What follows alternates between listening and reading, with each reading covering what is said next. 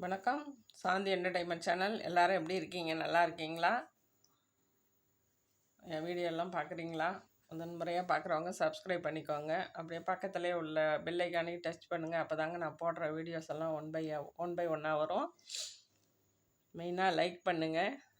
நீங்கள் சப்ஸ்கிரைப் பண்ணலைனாலும் ஒரு லைக் போட்டுடுங்க. வாங்க வீடியோக்குள்ளே போகலாம். இன்றைக்கி வீடியோக்குள்ளே ஒரு கதை, அதாவது ஒரு 10 வருஷத்து 15 வருஷத்து கதைங்க. 15 வருஷம் இருக்கும். ஏன்னு கேட்டிங்கன்னா, நான் வாடகை வீட்டில் குடியிருக்கும்போது அங்கே 3வது வீட்டில் ஒரு ஃபேமிலி இருந்தாங்க. அவங்க கதையை கேட்டிங்கன்னா ரொம்ப கொடூரங்க. நல்ல ரிச்சு ஃபேமிலி தான். ஒரே பையன் அவங்களுக்கு. அந்த ஒரு பையன் நல்லா கல்யாணம் பண்ணாங்க. நானும் பொண்ணும் வேலை பார்த்தாங்க, பையனும் வேலை பார்த்தாங்க. அப்பா அம்மா, அந்த அம்மா கல்யாணம் ஆகி மருமக ஒரு 3-4 வருஷத்துலலாம் இறந்து போயிட்டாங்க. அந்த பையனுக்கு ஒரு ஆண் குழந்தை, பெண் குழந்தை, ரெண்டும் நல்லா படிச்சிட்ருக்காங்க. இப்போல்லாம் கல்யாணம் பண்ணி அவங்க ஃபேமிலியாகவே ஆகியிருப்பாங்க. ஆனாலும் அந்த தாத்தாவினுடைய நிலைமையை கொஞ்சம் வர்ணனையாக சொல்லலான்னு நினைக்கிறேங்க. ரொம்ப சோகமான கதைங்க அது. என்னன்னு கேட்குறீங்களா? தாத்தா என்ன பண்ணாங்க, அவரும் ஒரு எம்ப்ளாய்மெண்ட் ஆஃபீஸர் தான். அவரும் நல்ல ஜாபில் இருந்தவர். அந்த அம்மா அவர் வேலை பார்த்துட்ருக்கும்போதே அது ஃபேமிலி ஒர்க்கு ட்ரஸ்ட்டில் அது வேலைக்கெல்லாம் ஆள் வச்சுருந்தாங்க. இருந்தாலுமே அந்த அம்மா ஏதோ ஹார்ட் அட்டாக் மாதிரி இறந்துட்டாங்க. இறந்ததும் 2 பேருக்கும் வேலை ஹஸ்பண்ட் ஒய்ஃப் 2 பேரும் வேலைக்கு போகிறதுனால குழந்தைய கிளப்பி விட்டு வேலை செய்ய கொஞ்சம் கஷ்டமாக இருந்தது. இந்த தாத்தா, அந்த அம்மா, அந்த பொண்ணோட மாமனார், அந்த பையனோட அப்பா இருக்காங்க இல்லையா, அவங்களும் குழந்தைகளை கொண்டு வர்றது, அழைச்சிட்டு வர்றது, வீட்டு வேலைகள்லாம் கொஞ்சம் பார்க்குறது, இதெல்லாம் ஒரு ஹெல்ப்பாக இருந்துகிட்டு இருந்தோன்னே இவங்க 2 பேரும் வேலைக்கு போகிறத நிப்பாட்டிட்டு பிஸ்னஸ் பண்ணலாம், கம்பெனி மாதிரி ஆரம்பிக்கலாம் அப்படின்னு சொல்லிட்டு பில்டிங்லாம் கட்டிக்கிட்டு எல்லாம் ஓப்பன் பண்ணி நல்லா சூப்பராக போச்சுதுங்க.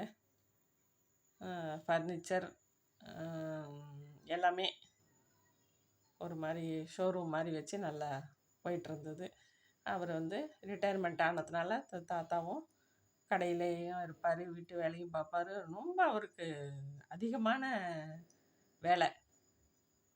வீட்டுக்கு வந்தாலும் வேலை, கடைக்கு போய் கடையை பார்த்துக்கிறது, இந்த மாதிரி வேலையெல்லாம் அவங்க வெளியில் போயிட்டு இன்வெஸ்ட் பண்ணி வாங்கிட்டு வர்றது, ஸ்டோரேஜ் பண்ணுறது, ஜாமான்லாம் வெளியூர் போகிறது வர்றது, இந்த அம்மா கணக்கு வழக்கு பார்த்துக்கிறது, வீட்டுக்கு வர்றது, பாதி வேலை மாமனாரும். நம்ம சும்மா தானே இருக்கோம் அப்படின்னு சொல்லிட்டு அவரும் முக்கால்வாசி வேலை செஞ்சார். செஞ்சதும் அந்த பையன் என்ன பண்ணாப்புல, அப்பாட்ட கொஞ்சம், ஏன்னா பென்ஷன் வாங்கினார் இல்லைங்களா, நிறைய பணம் இருந்துச்சு, பணம் வச்சுருக்கார். அவருடைய பென்ஷன் அவர் அக்கௌண்ட்டில் இருக்குது. இந்த பையன் பொண்ணு சொல்லி கேட்டாரோ இல்லை அவராக கேட்டாரோ தெரியலை, அப்பாக்கிட்ட நிறையா பணம் இருக்குது, நம்ம பிஸ்னஸுக்கு உதவும்ல, அப்பா பிஸ்னஸ் இன்னும் டெவலப் பண்ணலான் இருக்கேன், நல்லா தான் போயிட்டுருக்கு, இருந்தாலும் இன்னும் கொஞ்சம் டெவலப் பண்ணலான் இருக்கேன்ப்பா, கொஞ்சம் பணம் தேவைப்படுது, அதுக்கு என்னப்பா தாராளமாக எடுத்துக்கோ அப்படின்னு சொல்லிட்டு அவர்கிட்ட உள்ள பணம் ஃபுல்லாகவே எல்லாத்தையும் தொடச்சி கொடுத்துட்டார். யார்? அப்பா மகனை நம்பி எல்லாத்தையும் கொடுத்துட்டார். இவரும் பார்த்தாரு. இவர் பணத்தெல்லாம் கொடுத்துட்டு இவரும் அந்த கடையில் அதிக உழைப்பை போட்டு நல்லா ரத்த ஓட்டம் இருக்கிற வரைக்கும் இந்த தாத்தாவால் முடிஞ்ச வரைக்கும் ஹெல்ப் பண்ணிகிட்டு இருந்தாருங்க. இப்படியே வருஷங்கள் கடந்து போயிட்டு இருந்தது. பேர பிள்ளைங்களாம் எல்லாம் காலேஜ் போக ஆரம்பிச்சிட்டாங்க, பெருசாகிட்டாங்க. இவருக்கு திடீர்னு ஒரு நாள் கால் முடியாத போயிடுச்சு. படுக்கையில் விழுந்துட்டார். வைத்தியம் பண்ணிட்டு வராங்க, தாங்கிட்டு நடக்கிறாரு. இவரும் பழையபடி வீட்டு வேலையும் பார்க்க முடியல, கடைக்கும் வர முடியல. கொஞ்சம் வைத்தியம் பண்ணி ஓரளவுக்கு நடமாட்டத்தோடு ரொம்ப அதிகமாக வேலை செய்யாமல் வீட்டோடு இருந்துக்கிட்டு அவர் வேலையை பார்த்துட்டு இருந்தார். இது அந்த பொண்ணுக்கும் சரி, அந்த பையனுக்கும், அவர் பையனுக்கும் மருமகளுக்கும் கொஞ்சம் பாரமாக தெரிய ஆரம்பிச்சிட்டாங்க.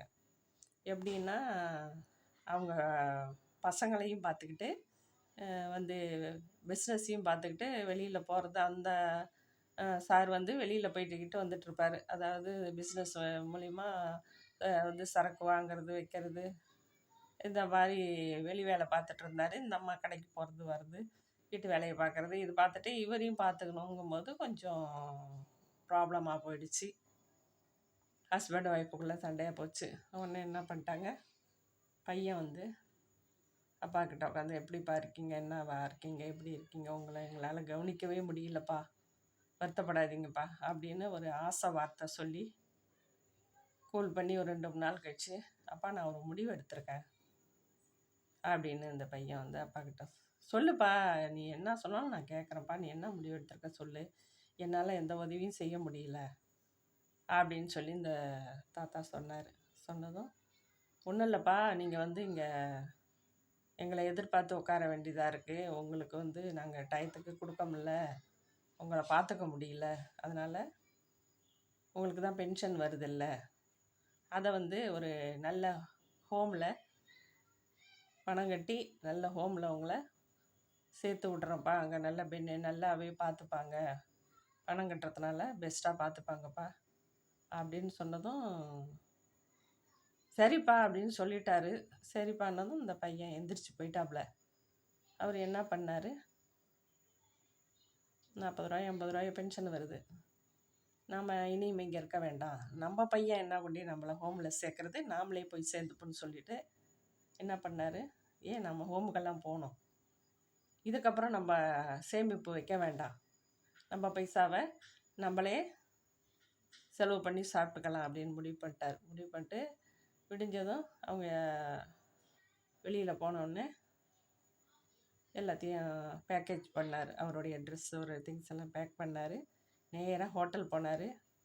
பெர்மனெண்ட்டாக எனக்கு ஒரு ரூம் வேணும்ப்பா, மாதம் எவ்வளோ ரூபா வாடகைன்னு சொல்லிட்டு ரூமை ஃபிக்ஸ் பண்ணார். சாப்பாட்டுக்கும் ரூமுக்கும் எனக்கு மொத்தமாக ரெண்ட்டு பிடிச்சிட்டு அவர் வந்து ஹோட்டலில் ரூம் பெட்டு எல்லாம் க்ளீன் பண்ணி கொடுத்துட்டு என்னை வந்து பார்த்துக்கிற மாதிரி நீங்கள் வந்து ஹோட்டலில் சர்வ் பண்ணணுன்னு சொல்லிட்டு ஹோட்டல்லே ரூம் போட்டு தங்கிட்டார். அவர் இருந்ததே தெரியாத தங்கிட்டார், எங்கே இருக்காருன்னே தெரியாது, தங்கிட்டார். தங்கிட்டு 3 வேளையும் நல்ல உபசாரமாக சாப்பிட்டுக்கிட்டு நல்லா ஏசி ரூமில் படுத்துட்டு தனியாக போயிட்டார். அவர் போனதே தெரியல, செல்லுகள் எல்லாத்தையும் போட்டு போயிட்டார். போனதும் காணும்னு தேடுறாங்க. அதுக்கப்புறம் இருக்கிற இடம் தெரிஞ்சு போய் கூப்பிட்டாங்க. அவர் வரவே இல்லை. இல்லைப்பா, உங்களுக்கு நான் பாரமாக இருக்க விரும்பலை, நான் இங்கே வந்து ரெஸ்ட் எடுத்துக்கிறேன், வாக்கிங் போகிறேன், நான் பாட்டு சாப்பிட்டு படுத்துக்கிறேன், எனக்கு எல்லாம் இங்கே பார்த்துக்கிறாங்க, உங்களுக்கு நான் பாரமாக இருக்க விரும்பலை, உங்களாலேயும் முடியலப்பான்னு சொல்லிவிட்டு நீ எப்போ வேணுமோ வந்து பார்த்துட்டு போ, நான் வரலப்பான்ட்டார். இது வந்து அந்த பையன் மேலே தப்பா இல்லை இந்த அப்பா மேலே தப்பா கெஸ் பண்ண முடியலைங்க. 2 பேர் மேலேயும் தப்பா, என்னென்னு இதை சொல்ல முடியும் ஏன்னு கேட்டிங்கன்னா, இவர் வந்து கேட்டதும் எல்லா பணத்தையும் தூக்கி கொடுத்தது தவறு. இவங்க வந்து எல்லாத்தையும் வாங்கிட்டு சரியாக கவனிக்காமல் அவங்க பசங்களையும் அவங்க பிஸ்னஸையும் கவனிச்சுக்கிட்டு இவரை சரியாக கவனிக்காமல் விட்டதும் தவறு. ஆனால் தவறுன்னு எதையுமே சொல்ல முடியாது. வயசானவங்க சேஃப்டியாக இருக்கணுங்கிறதுக்கு ஒரு உதாரணமாக இது அமைஞ்சிருக்கு. தயவு செஞ்சு வயசானவங்கள பத்திரமா பார்த்துங்க. அவங்க காணா போகிறதுக்கோ ஹோமுக்கு போகிறதுக்கோ இல்லை உயிரை விடுறதுக்கோ நீங்கள் காரணமாக இருக்காதீங்க. தயவு செஞ்சு பெரியவங்கள மதிக்க கற்றுங்க. இது ஒரு அவேர்னஸ் வீடியோ. பாய்.